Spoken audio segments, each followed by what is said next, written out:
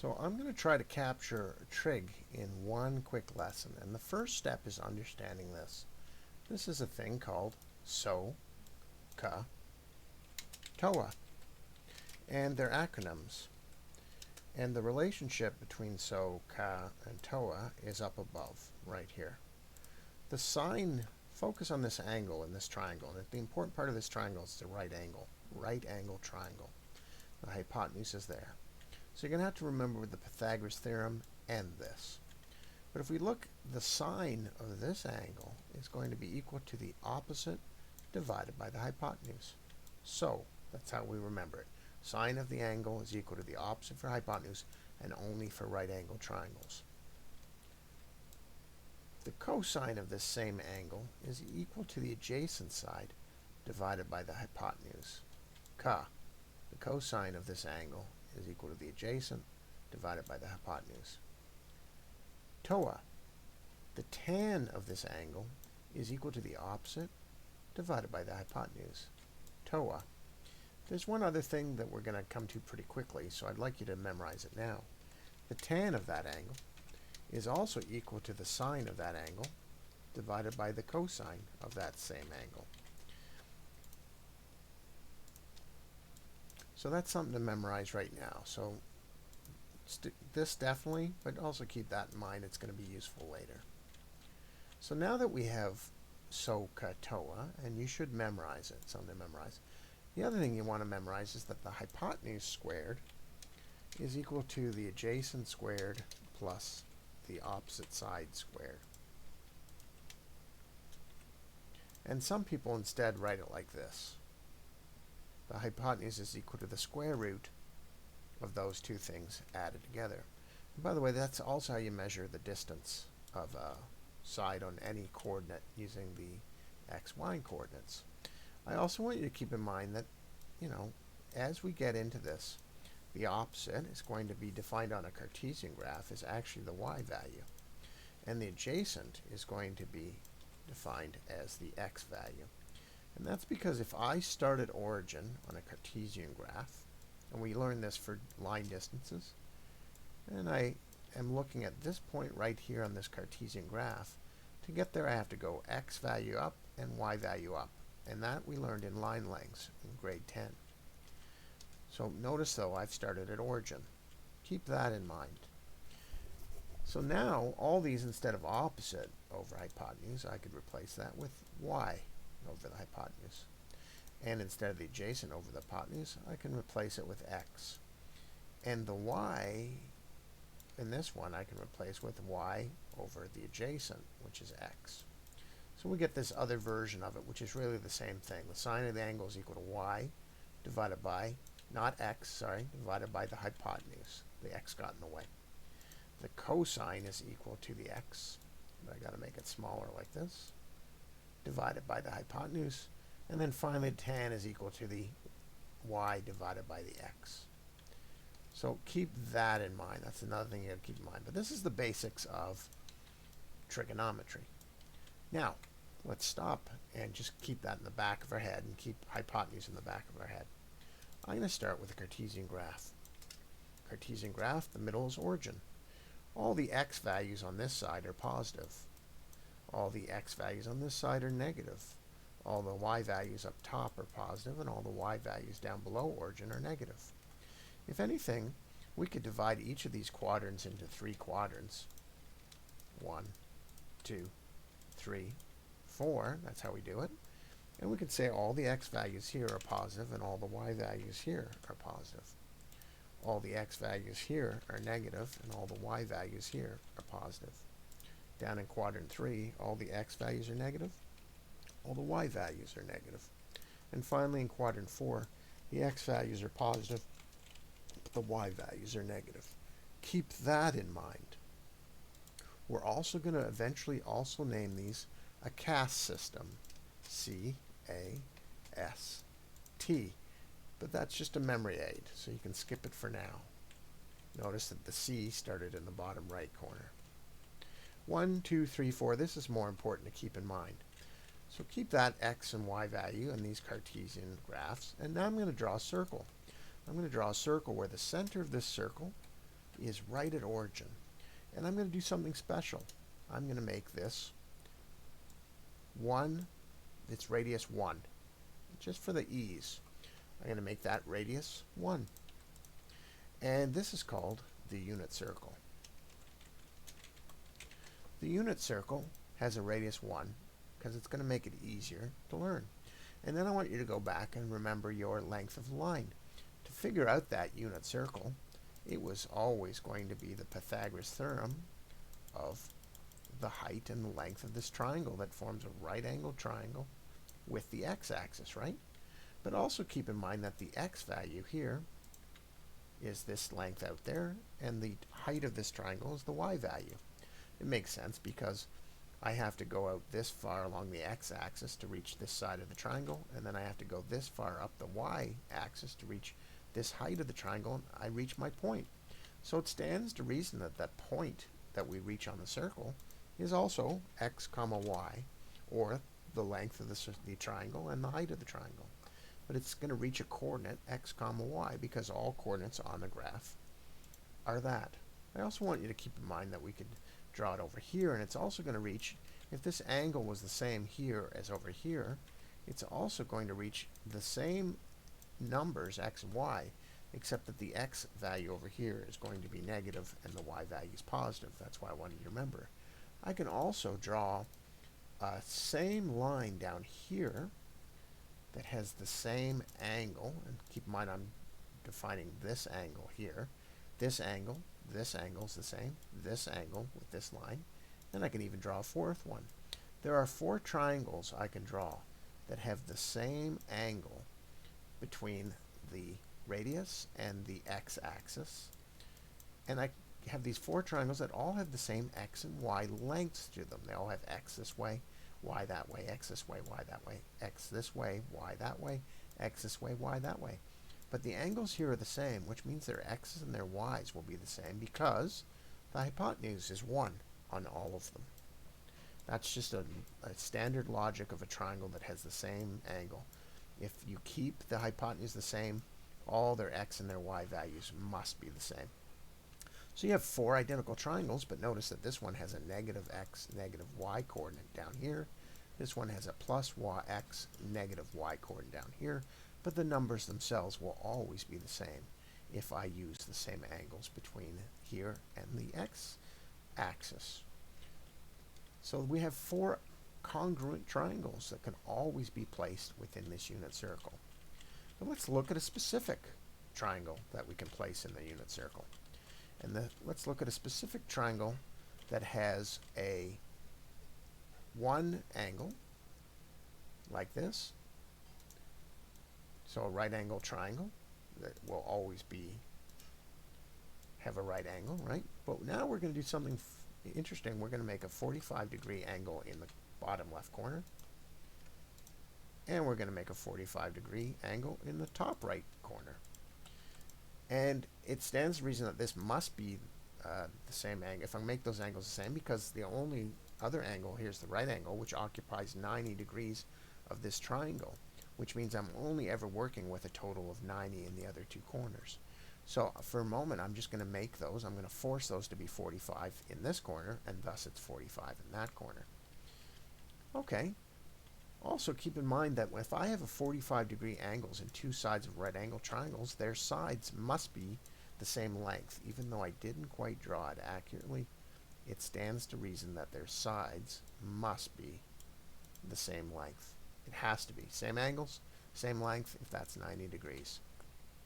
Okay, also remember that I'm going to work with a 1 length hypotenuse. If these are the same length, and if the Pythagoras theorem is a squared plus b squared is equal to my hypotenuse, a squared plus b squared is equal to my hypotenuse squared, and my hypotenuse is 1, well, 1 squared is equal to 1, which means a squared plus b squared is going to be equal to 1. But also remember that these lengths are the same, so a is equal to b. So I can replace either one of them as a squared plus a squared is equal to 1, because a is equal to b in this case, because of the 45-degree angle. I can also rewrite that as 2a squared is equal to 1, because a squared plus a squared is 2a squared. I can simplify and divide this on both sides by 2 and say, well, a squared must be equal to 1 over 2. I can then square root both sides, and I get, okay, well, therefore a is equal to the square root of 1 over 2. The square root of 1 up here is just 1, so I actually have 1 over the square root of 2. That's just a rule of square roots, which means a is equal to that, and b is also equal to that. So in a right-angled triangle like this that has 45 degrees on either side, a and b must be 1 over square root of 2. Well, it turns out I can put this right-angled triangle right in here where that is, and just shrink it to match, right? Just to shrink it to match my triangle. And let's just try and make it, let's try not to make it, I'm going to skip the halves and just try to put the triangle right in there. So I'm going to go up here, I'm going to squeeze it down, and I'm just going to try to fit it right nicely in my circle, and then I'm going to bring back its lengths. 1 over square root of 2 and 1 over square root of 2. That's the x and the y coordinates, isn't it? Because a and b in this case are x and y coordinates in this, which means this point up here, which is an x, y coordinate on the circle, must be the x coordinates 1 over square root of 2, comma, 1 over square root of 2. It must be, the x, y coordinates must be 1 over square root of 2, 1 over square root of 2. Let's remember this angle down here too. This angle here was 45, wasn't it? 45. Do you remember my Sohcahtoa? Sohcahtoa says, right over here, the sine of this 45-degree angle is going to be the opposite over the hypotenuse. But remember what we made the hypotenuse. The hypotenuse we made 1. So we can replace everywhere we see hypotenuse with the term 1. So essentially, we can just ignore it, because anything divided by 1 is just itself. So that means the sine of 45 degrees in a unit circle is just equal to the opposite. Okay, the sine of this 45 degrees is equal to the opposite. It's the opposite divided by the hypotenuse, but the hypotenuse is 1, so it's just the opposite. And we've also learned the opposite is 1 over the square root of 2. But we've also learned that the sine is also, over here, equal to the adjacent divided by the hypotenuse, which is 1, so it's just equal to the adjacent, which means in this case, the cosine of 45 is also equal to the adjacent, which is equal to 1 over square root of 2. It's the only situation where the cosine and the sine will be equal numbers, 45 degrees. Well, that's interesting. That also means that the cosine of 45 is not only the adjacent, but it's also, the adjacent is this x value. So it's also equal to the x value, which also happens to be the x coordinate in the xy coordinate up here. So it also happens to be this xy coordinate up here, which means cosine of 45 here in a unit circle, which means one hypotenuse, is equal to the x value. And sine of 45, which is equal to the opposite, which happens to be right here, well, this opposite is also equal to the y value. Which means suddenly, also in this unit circle, we come across this interesting thing where the sine of this particular angle, and we're going to discover it's for any angle, is actually equal to the y value for a unit circle of one hypotenuse, because hypotenuse 1 is always equal to the y. And the sine of cosine of 45, but also it's going to be the cosine of any angle, is equal to the x value when the unit circle, which is a hypotenuse of 1, exists. So suddenly we get this interesting relationship. Now I also want you to be aware that I can place the same 45-degree angle over here. And I'm going to have, just by the nature of congruent triangles, it must have the same x and y values, which means the coordinates over here are going to be the same numerical values, except the x value, because I'm in quadrant 2, is going to be negative. I also want you to keep in mind that I can come up with a fourth triangle down here that's 45 degrees. And the x, y values are still going to be the same because it must be a congruent triangle. Except that in this case, both the x and the y values are negative. And then over here, I'm going to have another triangle that can fit into this coordinate, which is also 45. And it's going to have the same x, y values down below.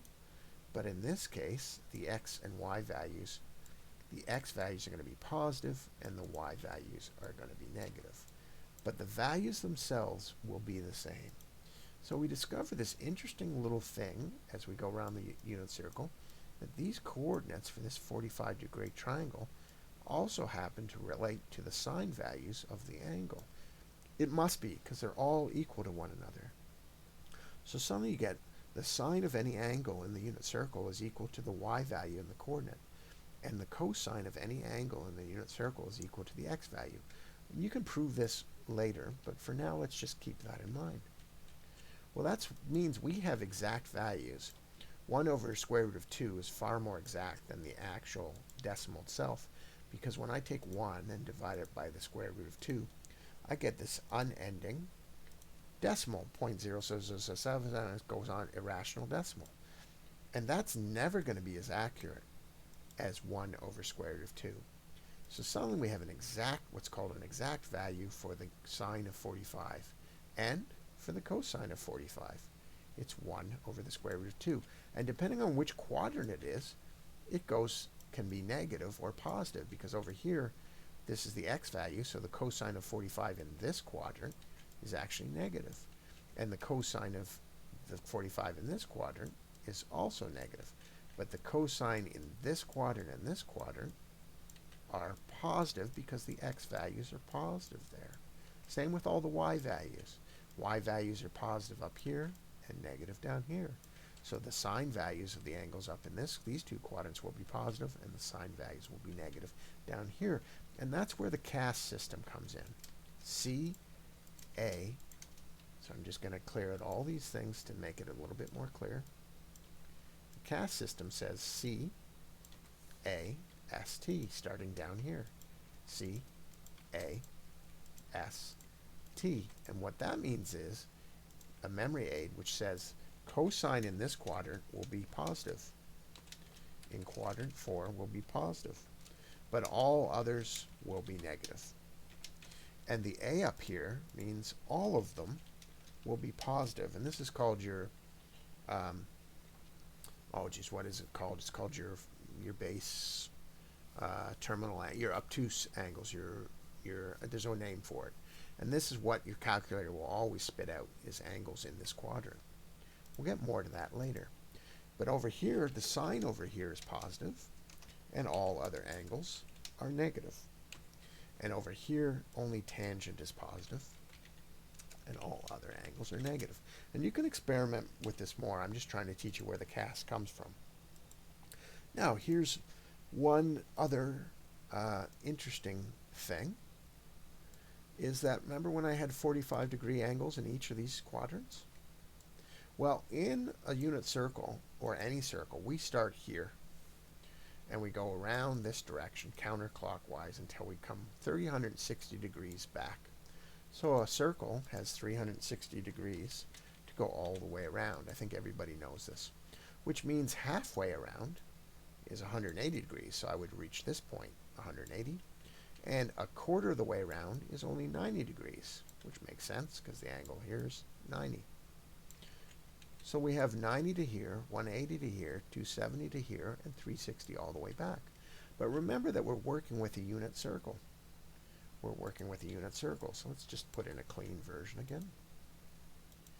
And that means if I start with a radius 1 circle, and I start right here in the beginning, I reach out 1 unit. So that means the coordinate that I reach over here on the x-axis will be 1, but I haven't gone up in y. So it's going to become 1, 0. If I take this start angle and I raise it and I go 90 degrees all the way up to the stop from origin, 90 degrees, and it would actually be on the y-axis if I do that because it starts at origin. So if it goes here and it goes all the way up and I go 90 degrees, What point am I at here? Well, remember that the radius of this circle is 1. So I'm at the point 0, 1.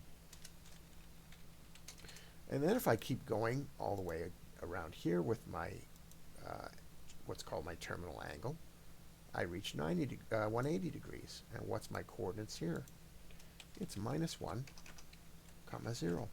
And if I keep going around 270 degrees, go all the way down to here, what's my coordinates there? Well, it's 1 radius, so it's 0, -1. And then if I keep going all the way back to origin, I've gone 360 back to this same point here. Well, also remember what I said, that the sine of any angle is equal to the y values. So let's stop for a second. If I have a line that starts in the beginning, what value do I have angle? What angle between this green line and the x-axis do I have? 0. Well, that means the sine of 0 degrees should be 0, since the sine is equal to the y value. So that means I have another bit of information. Sine of 0 degrees is equal to the y value. But remember that cos is equal to the x value, and here cos of 0 degrees is equal to the x value here, which is 1, which means cos of 0 degrees is equal to 1, and sine is equal to 0. As I go around the circle, I discover all the cosines for the values up here. So up here, what did I reach going up here with this terminal arm? 90 degrees, which means the sine of 90 degrees is equal to the y value, which is equal to 1. And the cosine of 90 degrees is equal to the x value, which is equal to 0. If I keep going down, if I take that same green line and I go 180 degrees, I reach this point, which means the sine of 180 degrees is equal to -1, and the cosine of 180 degrees is equal to the is equal to 0, because it's the y value. So it's equal to 0. And the cosine of 180 degrees is equal to the x value, which is equal to -1. You can go all the way around like that. So you come back here, sine of 270 is equal to -1, and cosine of 270 is equal to 0. And then finally you come back to the beginning, which means the sine of 360 is the same as the sine of 0, which is equal to 0, and the cosine of 360 is equal to 1, because we've come back to the same point. Notice that if I keep going, 720, 1080, keep going and keep adding 360, I come back to the same points, which means these points repeat every 360 degrees. That's another thing to keep in mind. Suddenly I have all these points I didn't have before. And the only thing that's going to be left to do is come up with one other triangle. And what other triangle can we come up with that's easy to do? Well, let's look at a triangle that has a equal side on every side. An equal side on every side. And let's make that equal side 1, just to make it easier. 2 is easier mathematically later on, but I'll show you that 1 is the same. Let's start with 2, though, just to make it easier. 2 each side on this triangle. Well, it's clear that if it's on each side, I'm talking about 60, 60, 60, 60. Right? Each corner can only be 60 degrees. If that's the same sides, same angles. Now I'm going to slice this triangle right in half at the top. What happened to that angle at the top? Well, 60 sliced in half becomes 30 on either side, right? It becomes 30 on this side and 30 on this side. What happens to the length of the side right here? From here to here and here to here got sliced in half. So each of these became 1 and 1. We're just going to focus on one of these triangles now. Well, we now have a hypotenuse of 2, a length of 1. We just need to figure out this height right here. Well, we know that hypotenuse squared is equal to a squared plus b squared.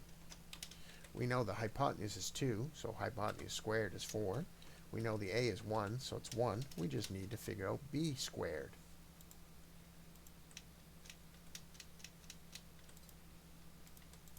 Well, it's clear that b squared in this case is equal to 3, which means that b is equal to the square root of 3. Great. Good. So that means this side here is equal to the square root of 3. Suddenly we have a, we can use Sohcahtoa. It means sine 60 is equal to square root of 3 over 2. Sine 30 is equal to opposite 1 over 2. And tangent of 60 is equal to square root of 3 over 1. Tangent of 30 is equal to 1 over square root of 3. Cosine of 30 is square root of 3 over 2. We're using Sohcahtoa again. That doesn't do much good because I have a hypotenuse of 2, but let's just divide that hypotenuse of 2 by 1. And guess what? It turns out you can do this with all of them, and it'll stay true, and I can prove it later. But if I divide this hypotenuse by 2, this side here is going to be 1 over 2, and that means this square root over here is going to be 1 over 2. Suddenly I have the same lengths, but for a hypotenuse of 1, which means I can stick this same triangle inside a unit circle. And before I continue, let me write down all my Sohcahtoas. Sine of 60 is equal to the square root of 3 over 2 over 1, which is just square root of 3 over 2.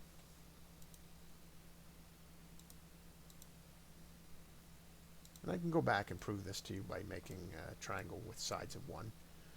Cosine of 60,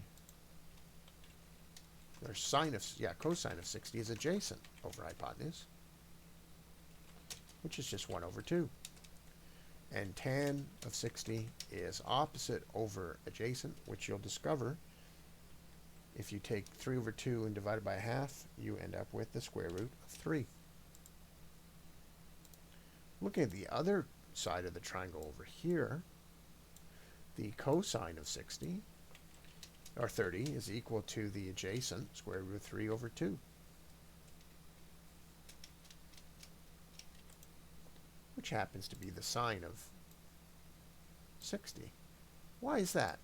Well, if you look carefully, the adjacent of 30 is the opposite of 60.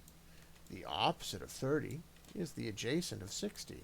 And since they share the same hypotenuse, it's clear why their values will be the same, but for different angles. Keep going. The sine of 30 is going to be equal to 1 over 2, the same as the cosine of 60. And finally, the tangent is going to be equal to 1 over the square root of 3.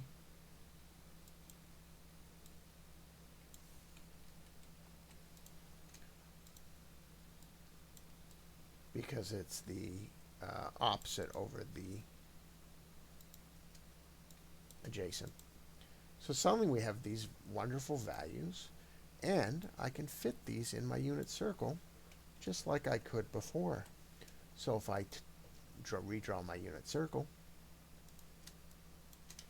I can fit this lovely 60-degree triangle in right here and right here. And all of a sudden my 60-degree triangle will have this as a height, and this as a length, and it will have the x, y values up here of the same thing. And I can fit them the same way I could the other one into 4. Just over here, the x values will be negative. Down here, the y values will be negative. And down here, the x values will be negative, but down here, the x values will be positive. And I can do that 4 times with the 60. And then I can also do it with the 30.